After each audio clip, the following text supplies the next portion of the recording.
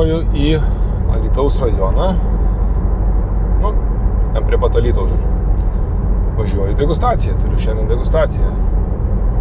Tai taip, kartais degustacijas ne tik tai bare, bet ir išvažiuojamasis. Ir tai priklauso viskas nuo ko? Nepašviečia, kad saulė. Nuo pinigų. Jeigu žmonės už kelionę susimoka, aš važiuoju, jei nesusimoka, nevažiuoju. Nes vieni Alytų kelionė, beveik 2 valandas gaunasi. Todėl ir į vieną pusę ir dar atgal. Tai man tas 4 valandos kelio užtrunka, aš pries galiu kažką gyvenime nuveikti ir gero. Tai dalis tai supranta, dalis nesupranta. Bet jeigu įmonė normali, tai man atrodo, viskas aišku, čia toks daugiau gal galvose persilaužti reikia už tai, kad už kelionę, už laiką irgi reikia mokėti. Tai pažiūrėsim, kaip seksis, kaip bus. Pažiūrėsim, kas per žmonės, nes vien pagal profesiją spręstų gali tikėtis, bet kartais būna apgaulinga. Kartais būna žmonės dirbdami tam tikroje srityje atrodo juodadarbiai, bet žiauriai faini. O kartais būna atvirkščiai, kurie dirba ofisuose, tokie, kur išlepinti, žodžiu, visko ir nelabai jiems ko nors tu gali įtikti ar pradžiuginti. Bet kokių 90% daugiau, turbūt negu 90% yra puikios degustacijos, puikios nuotaikos, tai gal net sakyčiau 95 mažiausiai procentų. Čia labai reti atvejai, kai kažkas būna tokio, kažkas tokio neįprasto ir nelabai smagaus. Pasikroviau taurelės stiklinės gražias, pasikroviau alų, atsišaldęs prieš tai man iš namų važiuoti į Alytų daug arčiau negu per barą. Bet bare aš galiu atsišaldyti jį. Ir tada atsivežu po žmonės vėsų alų. Nes nuvežu į Bilaiką, ten yra 6-8 laipsniai kambarį ir tokios temperatūros alų vežu. Tai jis aišku kažkiek atšyla, bet ne per stipriai. Krūvojus, sukraunu, kad vienas arčiau kitos stovėtų. Kaip jums keliauti sekasi po Lietuvą šiemet? Buvot kur nors? Aš kažkaip visai pasivažinėjau, dar laukia viena kelionė iki jūros, čia šią vasarą. Tik tai, o visai kažkaip ir buvau, ir Druskininkose, ir Marijampolėj, ir Alytuj, ir kur mes dar važiavom? Kaune, žodžiu, buvau visai buvau. Pasivažinėjau, ne tiek gal daug, kiek reikėtų važiuoti. Rokišky buvau, teisingai. Bet faina. Juokinga istorija. Prasidėjo savaitės vidury, dingo internetas ir kadangi nieko nedariau, tai tikimybė, kad dings yra beveik 0.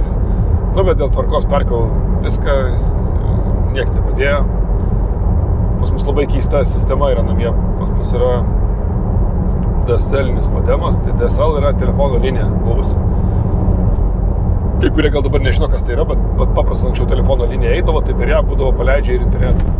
Tam variniai kabeliai, žodžiu, jie ten greitį turi siuntimo labai lėtas, persigavimo greitesnis greitis. Bet ten, žodžiu, yra su greičiu didelės problemos.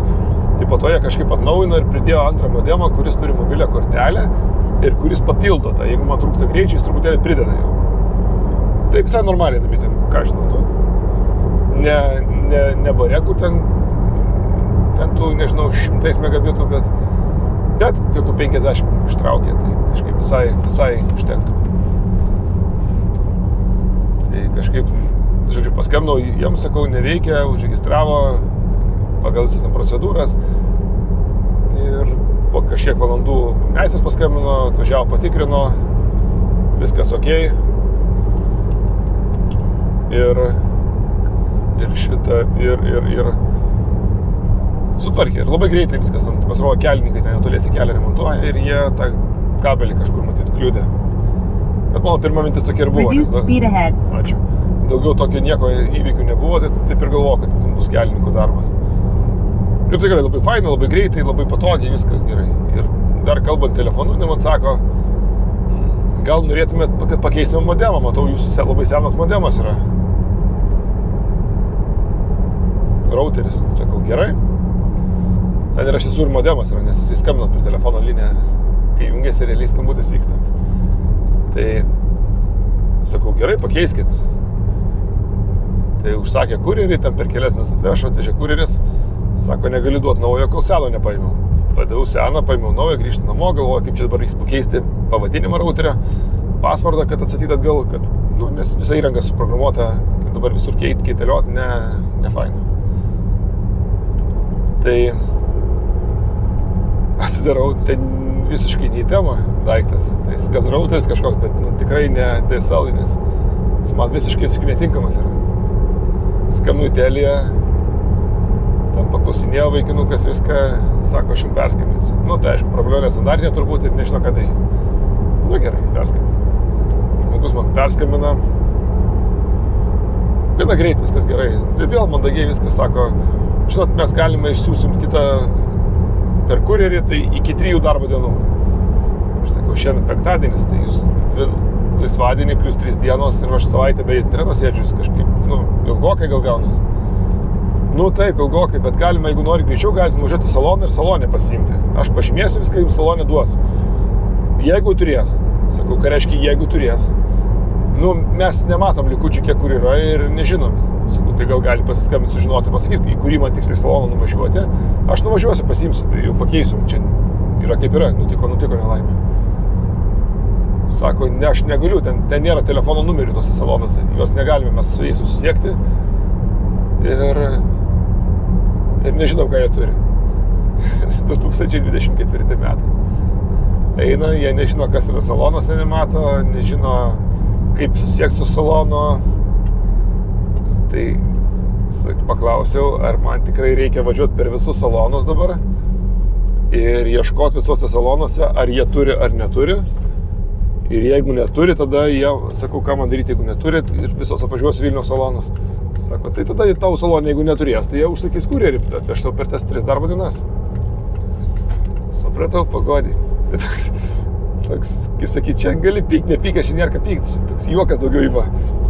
Dėl tvarkos, kad, toks sufeilinai kažkaip turi spręsti problemą, turėtų būti kažkokia tai procedūra, kaip tą problemą spręsti gana greit, nes šiais laikais internetas yra labai svarbu ir žmogus be interneto nelabai gali išbūti. Tai ką tu nieks neveikia, nei televizoriai, nei muzikos namie, nei ten dar kažkas, viskas per internetą eina, plus nėra net Wi-Fi'us pas mus, nes išvežė routerį, tai Wi-Fi'us net nėra, tai net ir vietiniam tinkle nieks nesisuka. Va taip viskas yra. Tai nei atspausdins normaliai nieko. Parašiau apie tai Facebook'e, ir užkliudė Telija. Sureagavo, paskambino telefonu, suradė mano numerį patys, atsiprašė viską, tai pažadėjo, kad šiandien vakarė atvažiuos meistras, atveš įrangą ir dar viskas suprogramuos. Tai jeigu tai padarys, bus super gerai, labai šaunu ir labai aš džiaugsiuosi.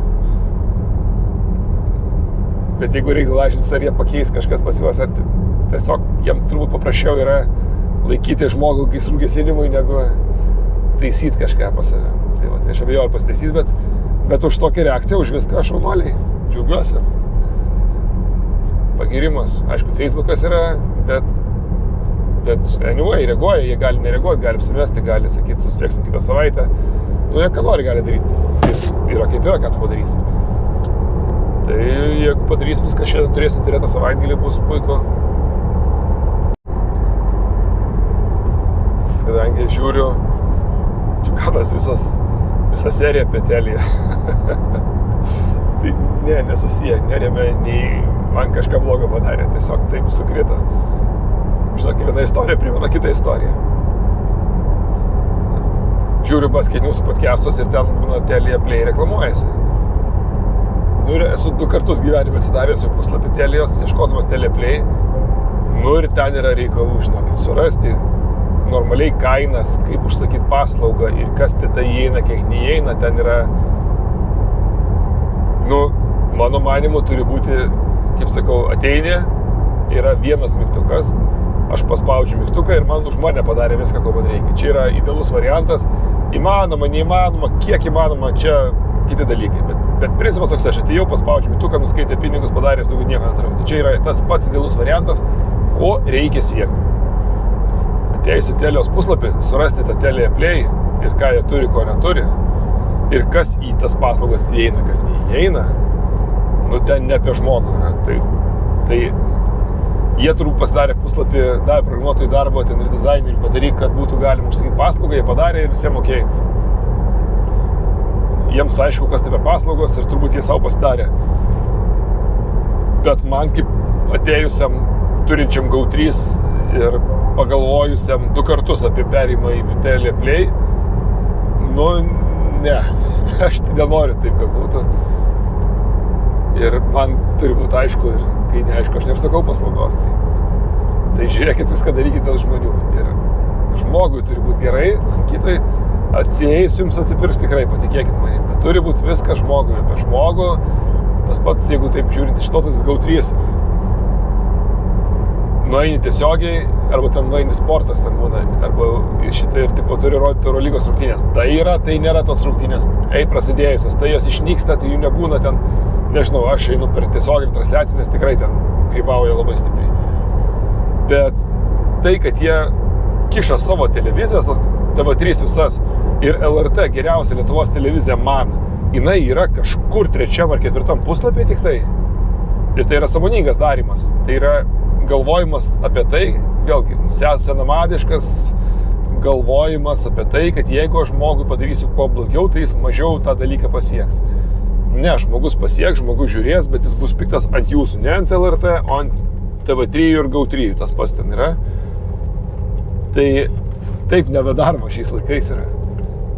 Tada jie padarė ten vėliau kažkokią širdutę, galiu uždėti, o iškelia tą, žiūrėkit, aš žiūriu televiziją, jūs žinot, ką aš žiūriu.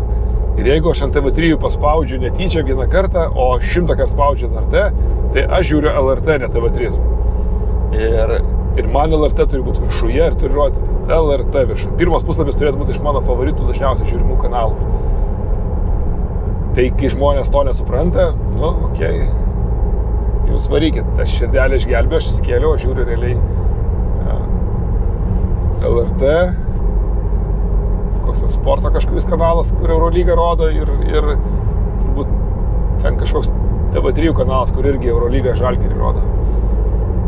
Tai mano visi 3 kanalai, turbūt, kuriuos aš žiūriu, daugiau aš nelabai ką žiūriu, tai Eurolyga pasižiūriu ir LRT, jeigu kažko.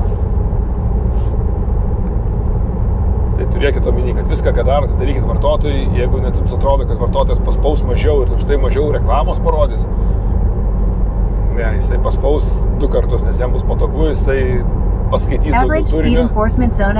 Ačiū. Jisai paskaitys daugiau turinio. Entering speed enforcement zone. Ir skaitymas daugiau turinio paklikins daugiau arba ne mažiau, negu paklikintų specialiai jums verčiant į kažkur klikinti. Nes patogumas duoda viską šito vietoje. tą su paskaitniusais nekartą įsitikinom, kai padarėm kažkas naujienas per daug metų ir jas po to kopijuoja po ten kelių metų praėjus. Tas pats, jeigu tęsiant televizijas irgi, aš daug metų atgal, tikrai daug metų sakiau, bliama mūsų televizijos, visiškas atsilikimas, totalus atsilikimas. Jos nekelia savo laidų į YouTube. Bliama, visas pasaulis kelia, užsieniečiai visi kelia, visur daro, ruošia, kad kuo daugiau būtų laida populiaresnė. Atsipirks, atsieina ten per kitus kanalus, per reklamas, per visą kitą. Ne, jie nedaro, nes turi ateiti jų puslapį žiūrėti. Ten LNK iš vis gal 5-6 reklamas rodavo, ten kas yra neįmanoma žiūrėti ir ten visada uždarai puslapį net nepažiūrės. Gal ir dabar taip yra, nežinau. Tai dabar žiūriu, deda jau televizijos savo laidas, YouTube kiša, krauna daug dalykų. Tai jau keli metai buvo absoliučiai aišku, taip reikia daryti, bet va tas žmonių noras, ne tik noras, bet turbūt sunkumas persilauž galvoja, kad vagi mažiau parodysim, ne pas mus žiūrės, mes prarasim reklamą, ten mes nežinosim kažko. Taip nėra, žinok, šiais laikais tu turi ateit pas klientą per visus kanalus ir tada turi galvoti, kaip tą sužinot, kaip ką patikrinti, kaip ką padaryti, bet tu turi ateit pas jį. Bet ateina, tai ačiū Dievui, keli metai praėjo, po to, kai sakiau, tai su paskaitinius ir panašiai, esam pridarę krūvą dalykų, kas buvo nukopinta po kelių metų, kas dar nenukopinta iki šiol. Reikia, nedarykit kaip senukai, kai kopina, nežino kodėl, pirmą sužinokit, kodėl tai padaryta, sugalvokit, tada kopinkit. Bus efektyviau.